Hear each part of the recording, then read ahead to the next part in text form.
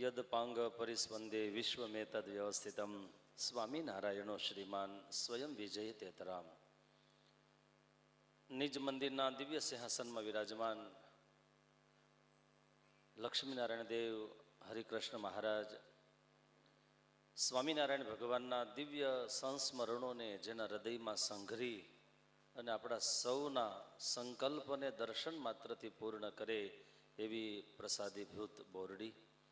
પવિત્ર પુરુષોત્તમ માસ અંતર્ગત ચાલી રહેલી મહર્ષિ વેદવ્યાસ રચિત શ્રીમદ ભાગવત કથા એમના વક્તા પદે રહી અને આપ સૌ ભક્તોને ભાગવતજીના ગૂઢ રહસ્યોને સરળ ભાષામાં સમજાવતા એવા શ્રી સ્વામિનારાયણ મંદિર ભૂપેન્દ્ર રાજકોટ એમના મહંત સ્વામી એટલે કે પૂજ્ય શાસ્ત્રી સ્વામી રાધારમણદાસજી સ્વામી, આપણે તાલિકા ધ્વનિથી અમને વંદન કરીએ.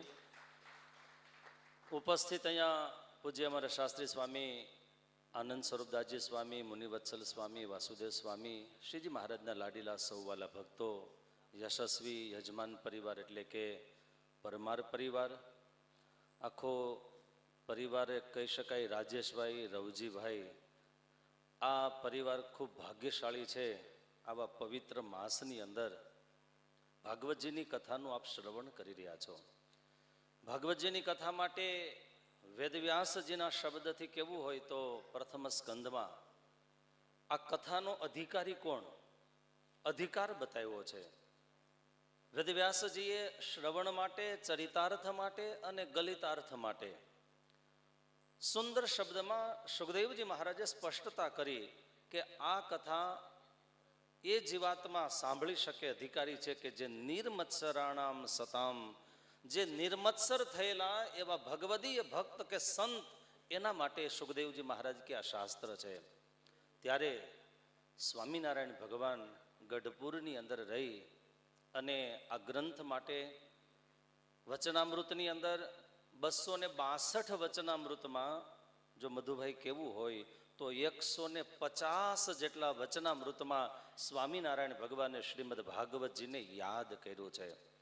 આટલું પ્રિય સ્વામિનારાયણ ભગવાનને એ શ્રીમદ ભાગવત મહાપુરાણ છે. પણ અહીંયા જે બાળ સહજ ચરિત્રોની કથા ચાલે છે, આ ચરિત્ર માત્ર એક કરેલી લીલા જ પૂરતી વાત નથી, પણ સાધનાના માર્ગમાં સાધક જ્યારે પાપા પગલી ભરી અને જીવ શિવ તરફની યાત્રા કરે, પરબ્રહ્મ પરમાત્માને પ્રિય બનવાની યાત્રા કરે, ત્યારે સાધકના હૃદયમાં અસુરો રૂપી આસુરી વૃત્તિ જે આંતરિક છે, એ આસુરી વૃત્તિને, આંતરિક વૃત્તિઓને વિશુદ્ધ કરવા માટે એ તૃણાસુરના વધની કથા આવે, શક્ટાસુરના વધની કથા આવે. તૃણાસુર એટલે કેવું હોય તો ભાગવતજી અને વચનામૃતના સમન્વય પ્રમાણે તો રજોગુણના રાગના વિનાશની કથા એટલે તૃણાવર્તના વધની કથા. ભાગવતજીમાં વેદવ્યાસજીએ લખ્યું કે મુહૂર્તમ અભવેત, એક મુહૂર્ત માટે જ્યારે તૃણાવર્ત આવે છે ત્યારે વંટોળિયાના રૂપમાં દિવસ હોવા છતાંય રાત્રિના અંધકાર જેવી સ્થિતિ થાય. એમ સાધકના હૃદયમાં જ્યારે રજોગુણની ઉત્પત્તિ થાય, વૈચારિક રજોગુણ આવે છે, ત્યારે સાત્વિક જીવને પણ તામસી વિચારોનો વંટોળિયો આવે છે. એમાં સાધકે સાધનાના માર્ગમાં ભાગવતજીના માધ્યમથી આધ્યાત્મિક રસથી શું લેવું જોઈએ એના માટેના વૃદ્ધિની કથા એટલે ભાગવતજીના દિવ્ય ચરિત્રની કથા છે. અને આપણા જે સદગુરુ સંતો છે એ ભાગવતજીના અનેક એ વિદ્વાનોના લખેલા ભાગવતજી છે, પણ હું ખાસ કરીને યાદ કરું જે ભાગવતજી માટે ચૂર્ણિકા ટીકા જે આપણા નંદ સંતો વડતાલની અંદર આજે જે સભા મંડપની અંદર ભાગવતજીના એ શાસ્ત્રો છે એને અમે લગભગ 10 દિવસ સુધી બાંધવાની સેવા કરી હતી. ત્યારે આપણા સદગુરુ સંતો એ ચૂર્ણિકા ટીકાનો પ્રાય ઉપયોગ કરતા, જેમાં ભાવ પ્રધાન લીલા ચરિત્રો ભાગવતજીના એમાં લખવામાં આવ્યા છે.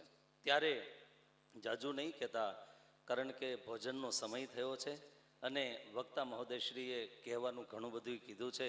પણ આ રાજકોટનો સત્સંગ સમાજ એટલે જ્ઞાનનો સમાજ, એ સમજણવાળો સમાજ, અને હું નિષ્કુળાનંદ સ્વામીને યાદ કરું. કોઈ દિવસે વૈરાગી પુરુષ રાગ અને ભક્તિના પ્રવાહની કથા કે શબ્દ ન લખી શકે, પણ સ્વામિનારાયણ ભગવાનની આજ્ઞાથી એ નિષ્કુળાનંદ સ્વામીએ સ્નેહ ગીતાનું જે અદ્ભુત વર્ણન કર્યું.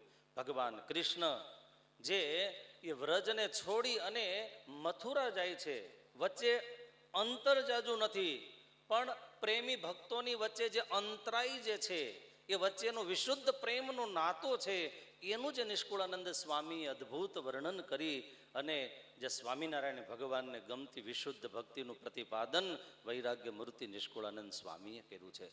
એટલે લક્ષ્મીનારાયણ દેવ, હરિકૃષ્ણ મહારાજ, ઘનશ્યામ મહારાજ અને ભાગવતજીને વંદન કરી એમના ચરણમાં પ્રાર્થના કરીએ આપણા સૌના જીવનની અંદર એવી ગોપીઓના જેવી વિશુદ્ધ ભક્તિ આવે અને ભક્તિના પ્રતાપે ભગવાન શ્રી હરિના રાજીપાના પૂર્ણ અધિકારી થઈએ એ ભગવાનના ચરણમાં પ્રાર્થના કરી. યશસ્વી યજમાન પરિવાર એમના માટે પણ હૃદયપૂર્વકની ખૂબ ખૂબ શુભેચ્છાઓ પાઠવું છું. સાથે આવેલા અમારે શાસ્ત્રી સ્વામી આનંદ સ્વરૂપદાસજી સ્વામી, વિસાવદર ગુરુકુલ, એમના વતી પણ એ યજમાન પરિવારને શુભેચ્છા પાઠવી મારી વાણીને વિરામ. અસ્તુ. જય સ્વામિનારાયણ.